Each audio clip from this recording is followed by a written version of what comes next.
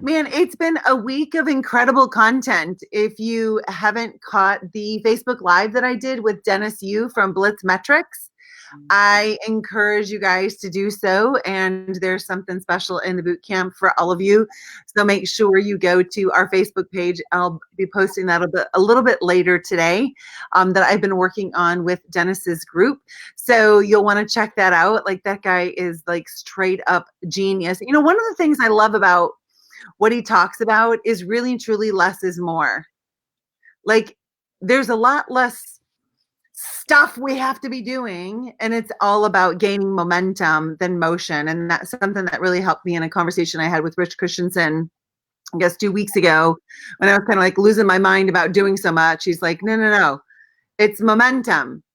It's momentum. It's not just a bunch of activity. So at any rate, I have had a blast just the getting grounded again. And I know this lady, Dr. Jessie Janorski, if you have been following me very long, you know this lady. She is one badass chick from the word go. I've had the privilege of being her friend and mentor and coach and just partner on this amazing journey for the past 2 years, a little bit more than 2 years. And to tell you all that I'm proud of her is an incredible understatement. And, you know, one of the biggest things I'm most proud of Jessie about is that she's willing to ask for help. A couple weeks ago, she had just kind of hit a low, and I'm going to have her talk about that. And instead of just being miserable, she reached out and asked for help. And I'm going to have her tell you what happened on the other side of that. And I do the same thing. Like, those who are achieving a lot, and those of you who are watching and wondering, like, why aren't they affected? We are. It's just we don't stay there. And like on the interview I just did with Sarah Perry, I really feel strongly about this. Last night when I couldn't sleep, I was wake up in the middle of the night with ideas, and I was like, you know what? The way to not let COVID like take you over is to be part of the solution. Don't be in the stands watching what else is going on. Like, get in there and be part of the solution. Be the action taker. Be the one that says, this is what I stand for. If you stand for the same, get behind me. I'm going forward. And it's like a sporting event. If you're just sitting in the stands, you're like, go team. Oh, boo. Like, you don't really have an impact and you don't have a say in the outcome. However, if you're on the field and you're making plays and you're doing tackles and you're catching the ball and you're throwing the ball, now you get to have an impact in the outcome. And that's exactly what I encourage all of you to do. And that's exactly what this lady's done. So Dr. Jessie, welcome. Thank you for having me. I appreciate it.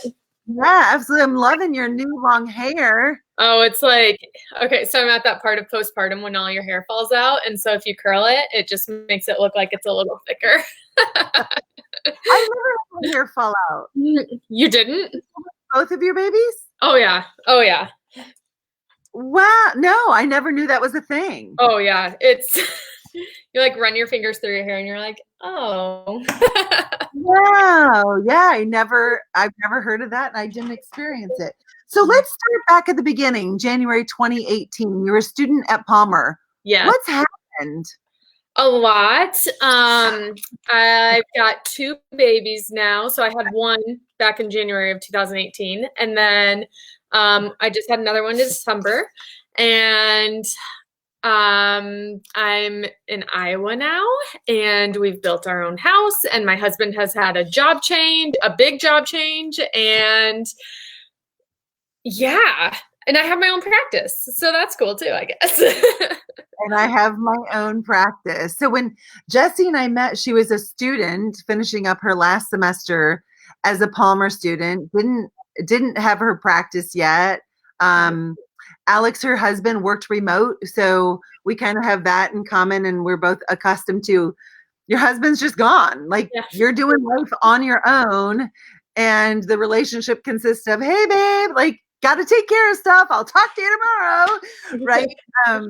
So definitely not the easy way. And, you know, I have to credit Dan McCoy with helping me get like clear on, I fight for the underdog, the woman who Nothing's been given to her on a silver platter. She has clawed and cried and like ground her way to exactly everything that she has. And you're definitely someone who is in that boat. So let's talk about, you opened your practice June the 4th, 2018. And Mm-hmm. You have a really good memory. by June the 11th, 7 days later, had your entire first month's overhead in the bank. Now, Mhm. it would be really easy just to like kick back on your heels and go, look at me, I got this figured out. But that's not what you did. Tell us about the journey. So it was actually kind of neat. Like you said, Sarah Perry, that you were just in, she just interviewed you on her stuff. Her and I opened on the same day. So it was kind of nice to have like a little buddy, Right. kind of going through the same stuff I was. I joined the boot camp for a few reasons because I couldn't decide if I wanted to be an associate. And my husband's like, no, you don't. You said you wanted to have your own practice. And so I joined the boot camp to be able to get your help on getting my books full, getting clarity on what I need to do. And so we've gone through that process. Just really working and networking. I opened half my practice while I didn't live in the state of Iowa. So, or I did like most of the legwork of it. And I moved here 30 days before I opened. So that was a ride.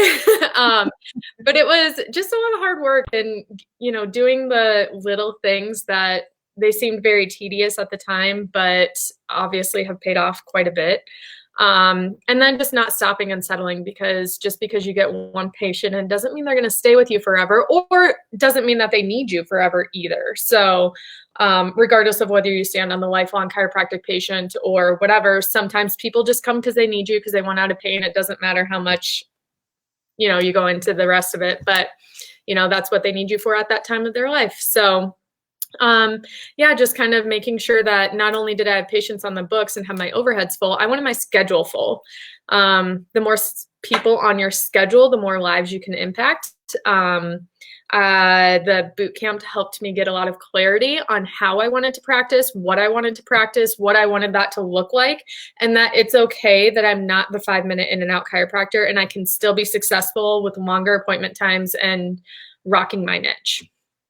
I love that. Yeah, like very much your own style practice. And Jessie doesn't have like the family practice full of pregnant mamas and babies. Instead, it's a very performance sports based practice, because that's who she wants to serve. So there are many ways that we can deliver chiropractic care, and we can set up our practices. And I love that in the boot camp, that the practice structure is as different as every person in the boot camp. Like some are in and out in 3 minutes, $1 million practices. Some are like yours, where you're spending a lot more time with your practice members because that's what serves you. Mm-hmm. So are you doing all the work, or tell us about your team?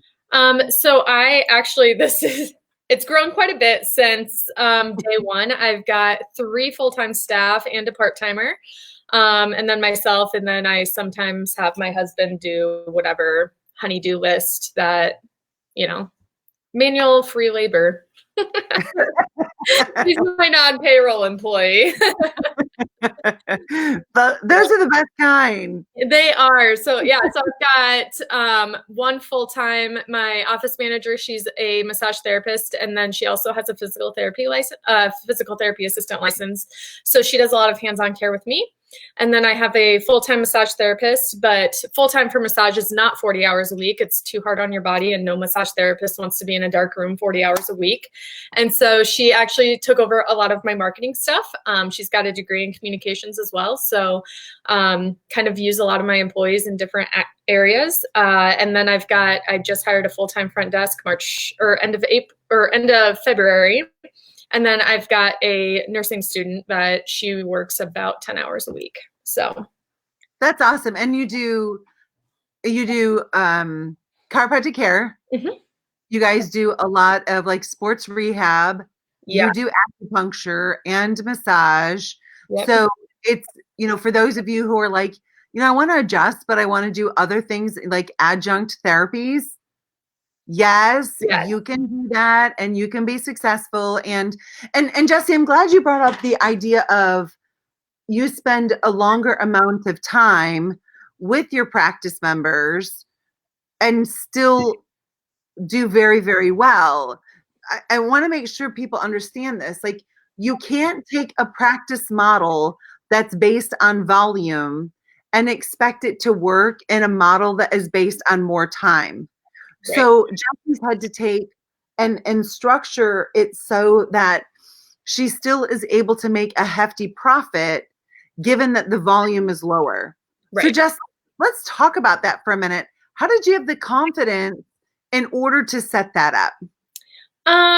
Well, it came from a lot of just stuff that you've taught me to, and knowing that my prices needed to reflect the amount of time I was spending with my patients. So if you look around my area, I am not the cheapest chiropractor. And that's okay, but I do spend more time with my patients than any other chiropractor in the area as well. So there's two, if you want the quick in and out chiropractor, I am not that.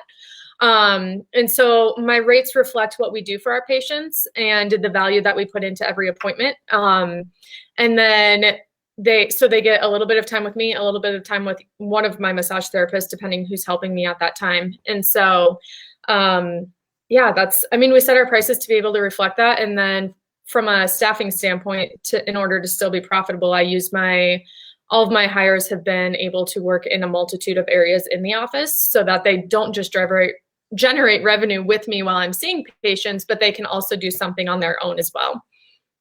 And I want everyone to make sure you hear this, that they're not spending time with their practice members because, oh, if I spend more time, I feel better about it and the practice member feels better. That's not it. It's not elongating the visit just to feel better about it. It's we need to do all of these services because that's what aligns with Jesse's protocol. I think it's really easy, especially when we're starting out and we have nothing but time. We feel like, oh, well, I'll make the visit last 30 minutes and yet I'll still only charge like $50. Like, listen, here's what you are doing. People who have nothing but time have no problem wasting your time. So then those individuals, as you get busier, what will happen is they'll still expect that 30 minutes for $50, right? Because they're paying you for your time. That's not what they're paying Jessie for here.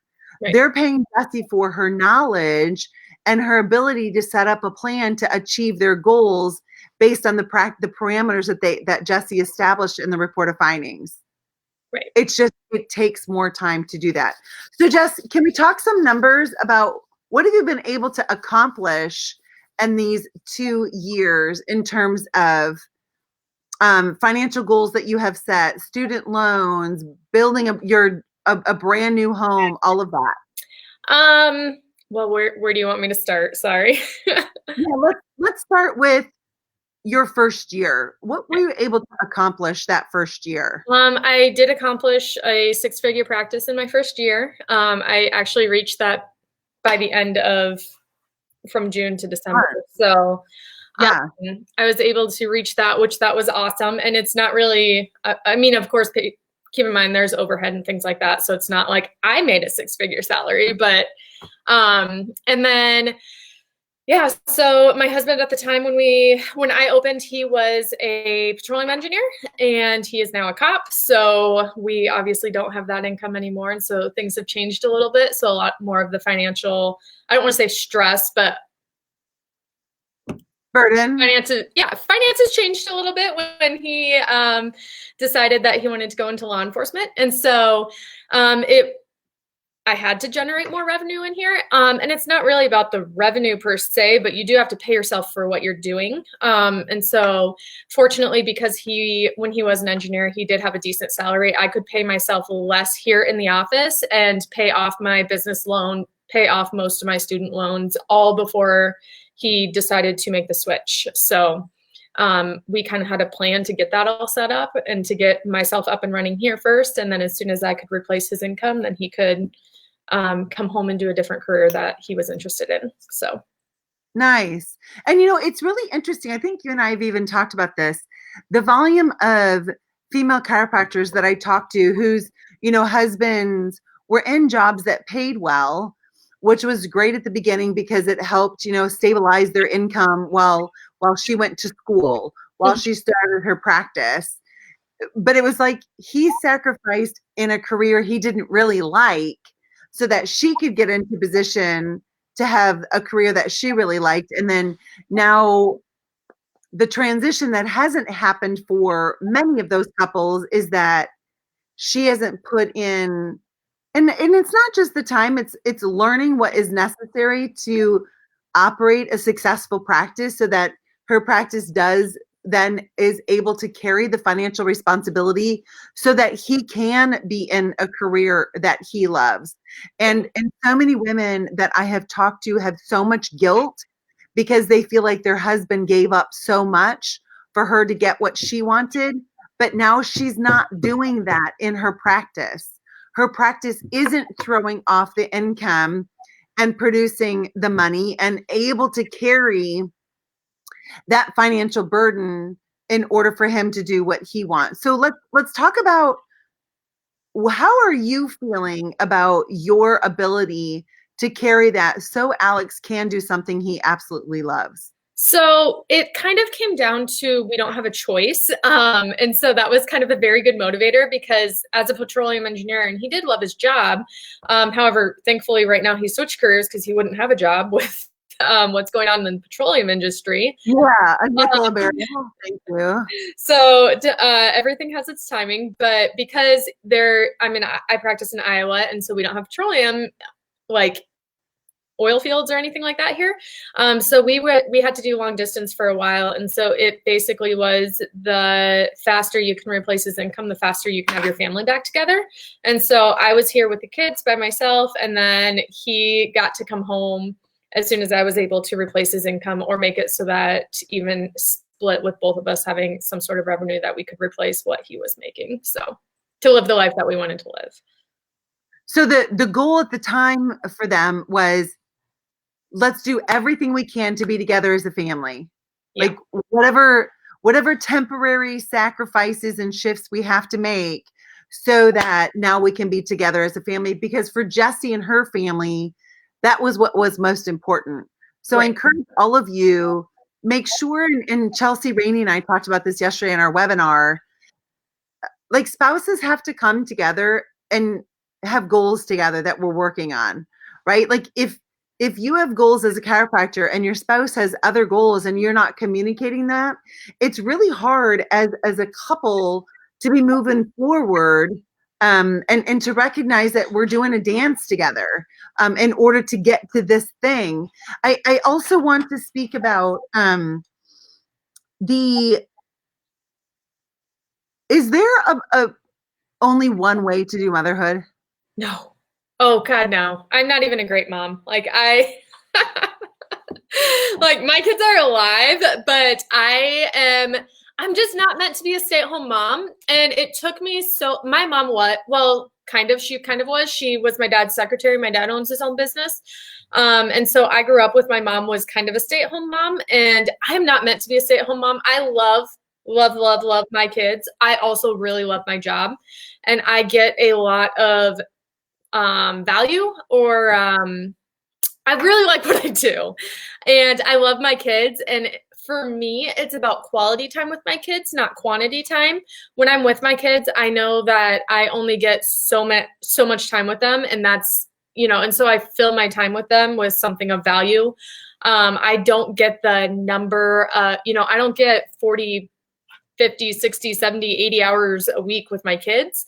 And so the time that I do get to spend with them is actually quality instead of just chunks of time. So and Jess and I had this conversation a couple weeks ago that she was kind of feeling guilty because like now I'm with my kids all of the time because daycare is closed, and it doesn't really feel that good. No, like I said, like I knew I wasn't cut out to be a stay-at-home mom. And then when daycare closed, I was like, I'm really not cut out to be a stay-at-home mom. Tag! Where reinforcements? Yeah, and that definitely was, like you and I have talked about this many times before. We always knew that I'm not meant to be a stay-at-home mom, and Alex is a better stay-at-home mom, dad than me. And so, and I love my kids, but I love spending time with them because I want to and not because I have to. I don't know if that sounds bad, but I like being with my kids because I want to be with them and not because like I don't like feeling shackled and chained down to anything. I'm a little bit of a free spirit. Yeah.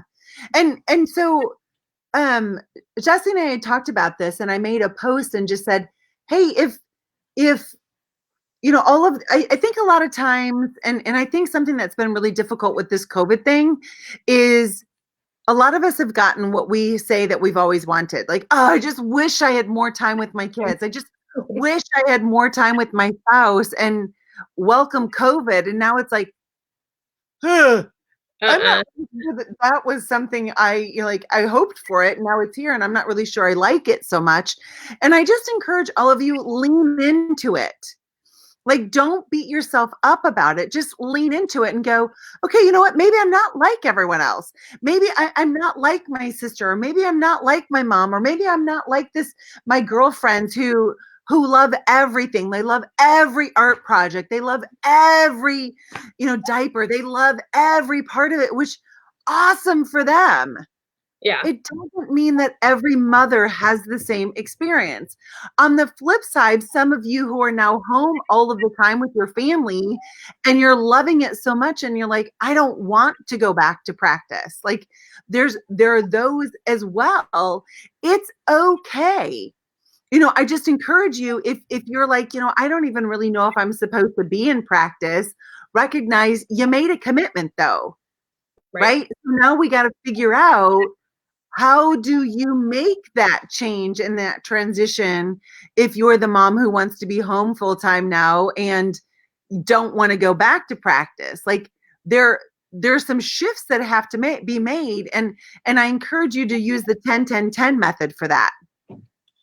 That, okay, if I made the decision, my spouse and I, or my partner and I made the decision of I'm not going to go back to practice, I'm going to stay home, 10-10-10 it. And 10 minutes, how will that make you feel? And 10 minutes, like what are the repercussions of that? And 10 months, what does it look like? And in 10 years?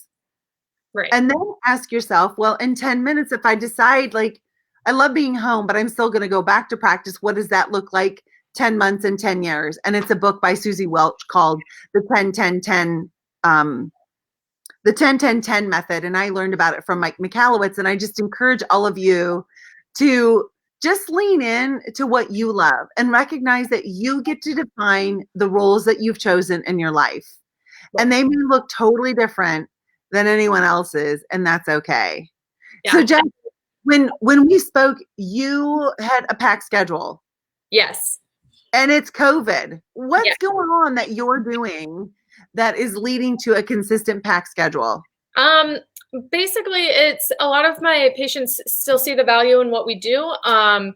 We've done a lot of Facebook Live interviews. I've sent out emails to patients of make sure that you're doing this, make sure that you do this. This will, affect your immune system. This will affect your nervous system, which will affect your immune system. So providing a lot of resources for them, even if they don't come in, because if they don't come in right now, regardless of the reason, whether it's fear, whether it's whatever, regardless of the reason of whether they are or aren't coming in, I still need to touch base with my patients. And right now I'm seeing a lot of in practice, I'm seeing a lot of ergonomic, people's at home workstations. They're not very good. Yeah. And so, and just the stress of everything, even I've been seeing my chiropractor every week for the last several weeks. And normally I can go a little bit longer than a week. And, usually about 3 days after I get adjusted, I'm like, oh, I'm ready to go back. This is not good. So, just a lot of that where people you're at home and you're not feeling good. And that's, let's fix it. Let's also fix your ergonomics though, because I can't get you in 3 days because my schedule's full. So I love that. So Jessie is meeting her people where they're at, and then lining them up for, hey, while you're waiting, do these things, and then I'll see you. And it's been, for those who are thinking, oh, well, it must be nice for you, your practice is already full. It's because she's worked her ass off. It wasn't, handed to her on a silver platter. But here's the cool thing. You can do it too. Yeah. So one thing that I actually did, and part of this made me realize this, and I don't know if I've told you this yet, Barb, but I am starting to take, except for like right now, because I'm just catching up on paperwork and stuff, but I am starting to take every Friday off. I realize that I do enjoy more time with my kids, but I don't love, I don't want to be a stay-at-home mom, but I do want to be able to spend even one-on-one time. Like if I want to do something with Clay and I can leave Casey in daycare on a Friday and I can have just one-on-one date day with Clay, or whatever that looks like. Or if there is something that I need to catch up on in the office, or if I want to go to a continuing ed seminar or something, or I have a lot of flexibility in my schedule where now I'm not working on Fridays or seeing patients at least. And so this whole thing has actually taught me a little bit of boundary. But it's also taught me what is important. Like I do want to spend more time with my kids. I don't want to be a stay-at-home mom. Yeah. And you know what I think the difference is that you don't want to do the mundane, which the mundane is just, I'm just home. Every day looks the same. I want to instead my time with my kids, like you had said, quality time. Like we're specifically going to do things together. We're specifically going to whatever. And that is that's totally fine. I think what I want all of you to hear from this today is you do you. Yeah. Just make sure that you have defined what that is and know it can change, but you do you. You spend the time defining exactly what you want. It's kind of like Jesse and Alex decided, okay, our most important thing is to get me home. That's going to have to mean like kids, you're going to have to sacrifice a little bit because mom's going to have to work extra hours in order to build this practice, in order to make the income so that our family can be together. Absolutely. If you guys didn't, if you hadn't started with the end in mind, you probably wouldn't have gotten there. It would have just been trickle, trickle, trickle, trickle, trickle, trickle, trickle, trickle, instead of work, work, work, bam. Yeah. We take off. Yeah. This practice has not, anything that this is strictly because of the work that me, like myself, my team, and my spouse has put into it to make it what it is. This is nothing that, I mean, I wish that someone could just say, here's your practice. You didn't have to go find your own patients. You didn't have to, like that would be awesome and easy. But what I do right now is so much more rewarding because I did work for it. And it's something that I'm really it's okay to be proud of my practice. And I'm kind of starting to learn to accept that because at first I was just like, just going through the, just go, go, go, go, go. And then finally, and COVID has kind of made me do this, like just sit back for a minute and be like, whoa, what a blessing. What a huge blessing. Absolutely. Hey, Jess, this has been so much fun. And to all of you, thanks for joining us today. I am 5 minutes late for my next thing. So Jess, enjoy the rest of your day with your family. Know that I love and appreciate you. And I'm your biggest fan always. Thank you. I appreciate it. All right, guys. Have a good day. Bye.